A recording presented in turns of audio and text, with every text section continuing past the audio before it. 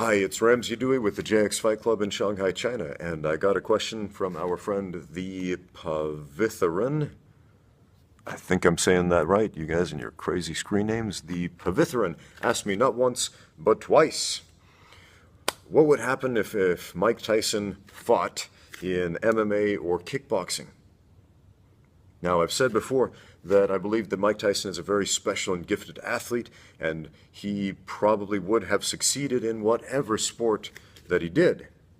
And the sport that he chose was boxing, and he dedicated a tremendous amount of time and attention to that and became one of the world's greatest boxers.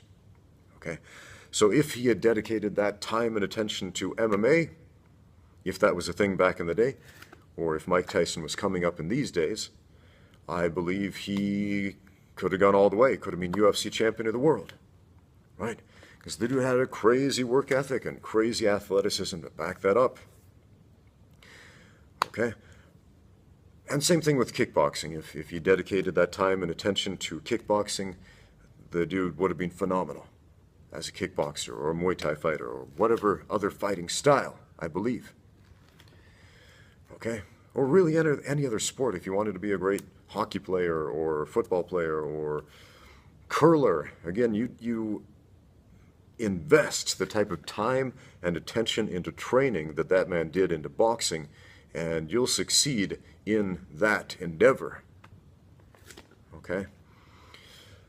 But if it is a question, how would Mike Tyson, the boxer, with his boxing skill set in his prime, do in the UFC, in his weight class, for example? That's a different question. Okay?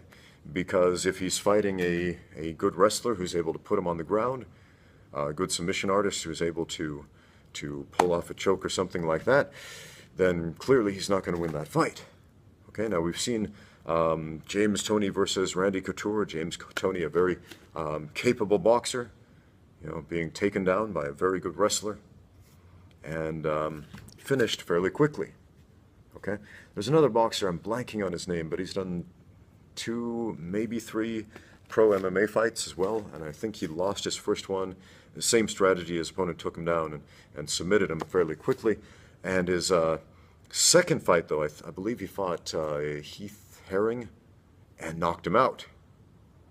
And after that fight, he said, MMA is it's a weird sport because, these guys, most of them are not good boxers, and so if you can keep it on your feet and land that one square punch, you can finish pretty quick, right? Lights out. But man, if you don't know what you're doing on the ground, you're toast. Okay? And boxers high-level professional boxers are very good at finding the target. There's this guy, he's got a great channel here on YouTube, the Punch Professor. He's got a gym in Florida, I believe.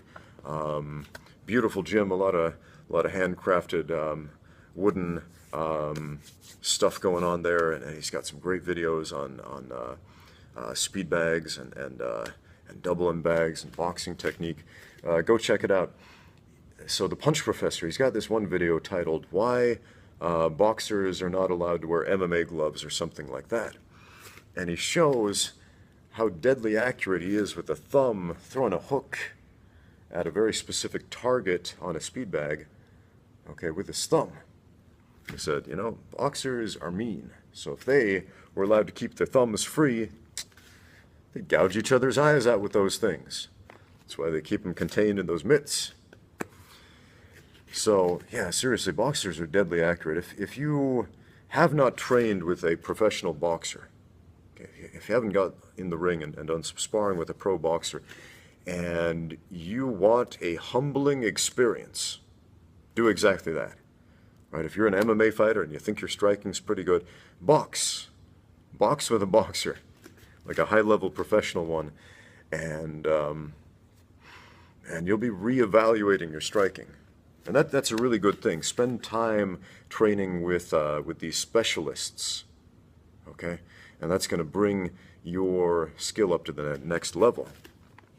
There's another great video you can watch on YouTube of Anderson Silva boxing. He goes over to Freddie Roach's gym, and he spars with one of Freddie Roach's either middleweights or heavyweights. A guy that, I don't remember who it is, but he's one of those guys you probably haven't heard of, right? Not a big name, not a top 10 guy, you know, just one of the guys at the gym. And Anderson Silva, the best striker in MMA of all time, right?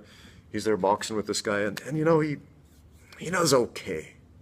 He does okay, right? He doesn't get his butt kicked, but he's not like standing out and shining like he does in the UFC, right?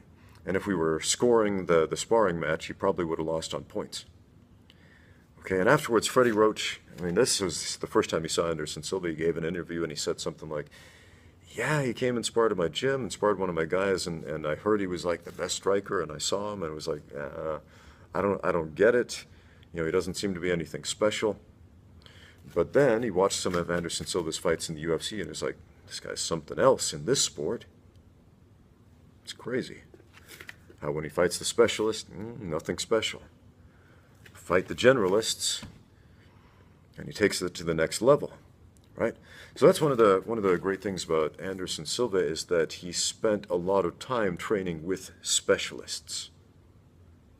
Specialists in boxing, specialists in jiu-jitsu, and whatnot. And so his skill sets were able to go up to that next level, right? That's a bit of a tangent there, but yeah, again, if Mike Tyson were to fight in the UFC in his prime with just a boxing skill set, I mean, I think he'd have a better puncher's chance than most people of scoring that knockout early on. But again, without a wrestling skill set, yeah, it would be impossible to go very far. Okay, so there's my answer, my friends.